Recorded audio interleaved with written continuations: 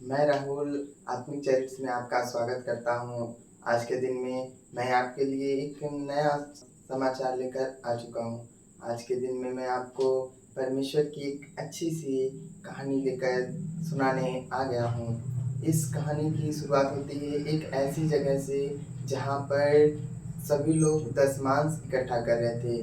सभी लोग दशमांश इकट्ठा कर रहे थे। तो वहाँ पे कुछ ऐसा होता है जिसे आप सुनकर अचंभित हो जाएंगे। वह कुछ ऐसा कि जैसे मान लीजिए कि वहाँ पे यदि कुछ ऐसी घटना हुई कि वो घटना आज तक यादगार बनी हुई है। हुई हुआ कुछ ऐसा जैसे एक जगह पे सभी लोग इकट्ठा होकर दशमांश इकट्ठा कर रहे थे। तो वहाँ पे बड़े लोग भी थे, छोटे लोग भी थे, कुछ गरीब थे, कुछ अमीर थे। तो सब अपने अपने हिसाब से वहाँ पे दशमांश दे रहे थे। सभी लोग अपने अपने हिसाब से दशमांश दे रहे थे।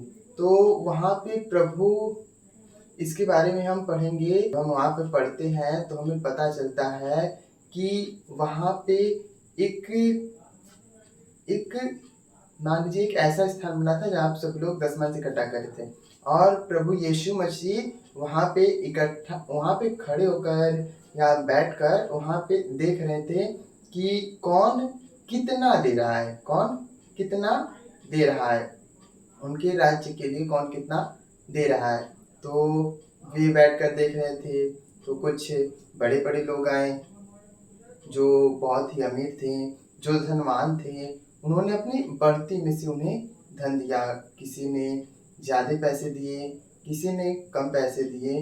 वहाँ पे हमारी तरह रुपया नहीं चलता था, वहाँ पे दमली चलता था, दमली के सिक्के। दमली मतलब उस रुपए के नाम थे दमली।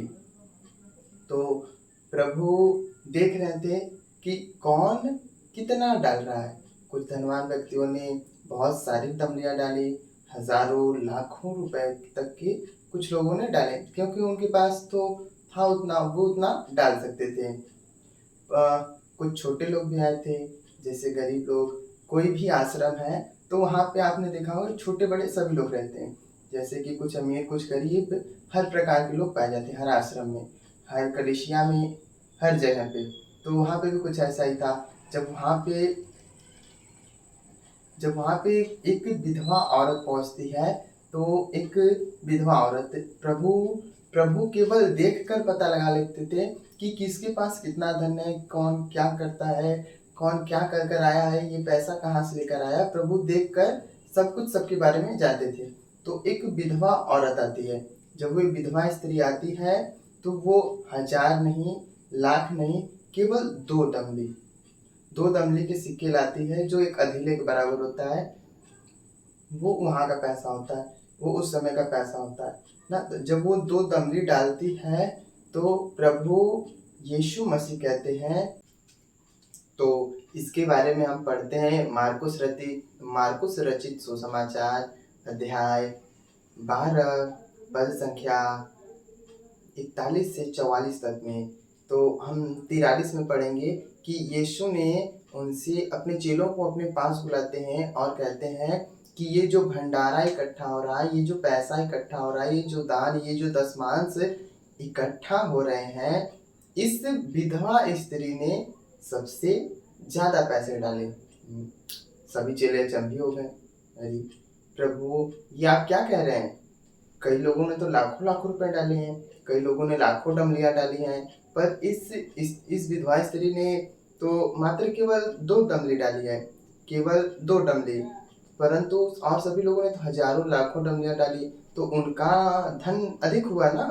तो प्रभु उनकी दृष्टि से नहीं, प्रभु अपनी दृष्टि से बता रहे थे कि उस विधवा स्त्री ने सबसे अधिक धन डाला था उस भंडारे में, उस दशमांश के हिस्से में।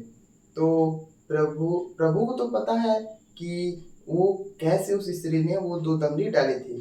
परंतु चेले कहते हैं, चेलों ने अपने मन में सोचा होगा, अरे इस प्रभु क्या कर रहे हैं, सभी लोगों ने लाखों लाखों दमड़ी डाली, तो प्रभु आप, इस विधवा स्त्री ने केवल 2 दमड़ी डाली, तो फिर आप ऐसा क्यों कह रहे हैं। तो उसके बाद हम पढ़ेंगे 44 वचन में हम पढ़ते हैं, क्योंकि सबने अपने धन की बढ़ती में से डाला है, परंतु इसने अपनी घटी में से जो कुछ उसका था, अर्थात अपनी सारी जीविका डाल दी है।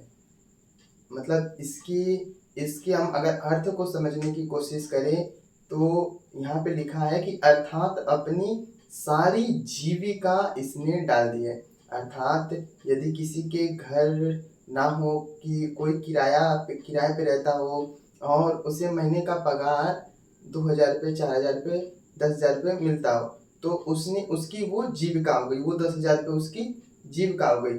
और उस 10,000 को अगर वो पूरा का पूरा खर्च कर दे, मतलब भंडारे में दान कर दे, तो उसकी जीविका वहाँ भंडारे पे चली गई।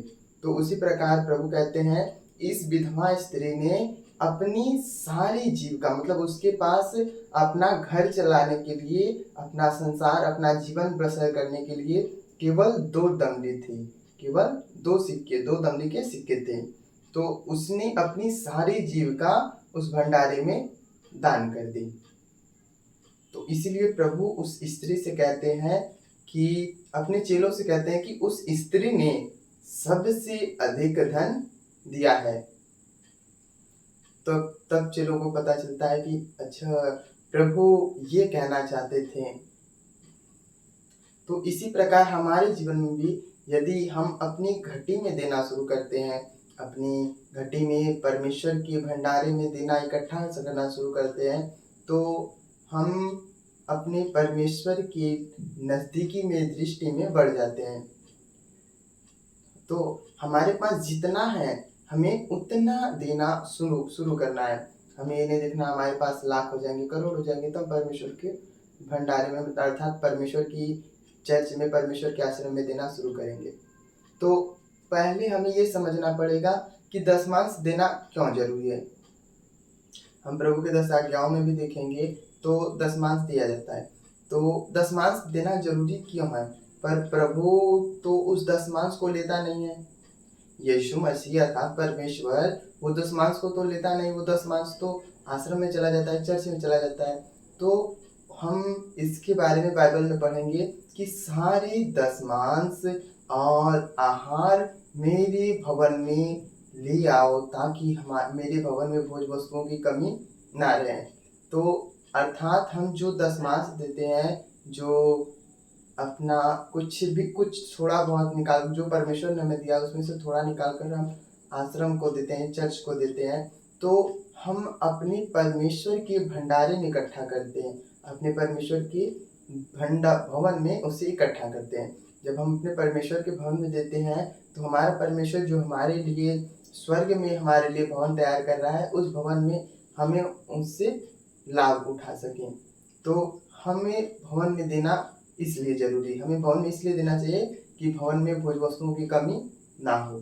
तो मैं आशा करता हूँ कि आपको इस कहानी से ये सीखने को मिला होगा कि हमें छोटी सी छोटी वस्तुओं को भी परमेश्वर के भवन के लिए तैयार करना है। अपने छोटे, यदि हमारा जीवन छोटा है, हमारी जीविका छोटी है, तो हमें अपनी इस छोटे से ही जीविका में अपने को तैयार करना है। और जब हम अपने परमेश्वर, तो हम इसके आगे पढ़ेंगे, हम बाइबल में पढ़ते हैं कि पक्षियों को देखो, वो ना तो बोते हैं ना काटते हैं, परंतु तुम्हारा स्वर्गीय पिता उन्हें खिलाता है। तो तुम तो उनकी दृष्टि में उनसे भी मूल्यवान हो, तो वो तुम्हें क्यों नहीं खिलाएगा। तो हमें ये चिंता नहीं करनी कि यदि आज मैं परमेश्वर के भवन में डाल दूंगा, आज मैं परमेश्वर के भवन में दे दूंगा, तो मैं कल क्या खाऊंगा, क्या पीऊंगा।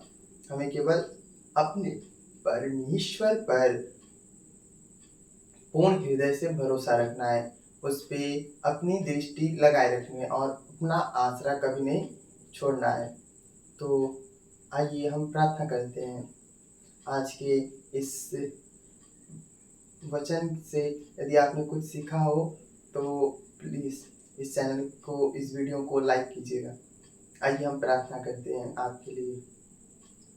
धन्यवाद धन्यवाद धन्यवाद धन्यवाद मेरे परमेश्वर, तू सर्वशक्तिमान, तू अजय और तू अमर है। हे प्रभु, जिस प्रकार संसार देखता है उस प्रकार तू नहीं देखता। जिस प्रकार की संसार की दृष्टि है प्रभु, उस प्रकार की तेरी दृष्टि नहीं। प्रभु, तेरी दृष्टि सबसे अलग और सबसे उत्तम है। हे मेरे खुदा, हे मेरे परमेश्वर, इन भाइयों बहनों पर अपनी दृष्टि लगा। हे परमेश्वर, इन पे अपनी दृष्टि करके इन्हें भी तैयार कर अपने भवन के लिए, अपने राज्य के कामों के लिए। हे प्रभु, ये जिस काम को करे उस काम में आपकी आशीष, आपकी कृपा, आपकी बरकत आए। हे मेरे पिता, यदि कोई बीमार है, कोई हताश है, कोई निराश है, कोई निर्बल, कोई दुर्बल, कोई टूटा हुआ है मेरे खुदावन, उसे छू ले मेरे पिता। प्रभु यीशु मसीह के नाम पे ये मांगते हैं मेरे खुदावन कि इनके जीवन में आपकी आशीष, आपकी बरकत और आपकी चंगाई आए। हे मेरे खुदा, यदि कोई कर्ज में पड़ा है मेरे खुदावन, तो उसे कर्ज से छुड़ा ले।